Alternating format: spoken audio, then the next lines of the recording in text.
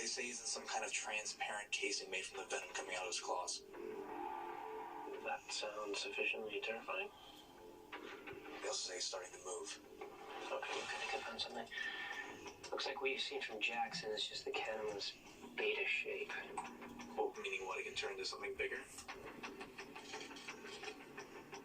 Bigger and better. He's turning into that? That has wings. Look, somebody actually made an animation of it. Maybe it's less frightening if we...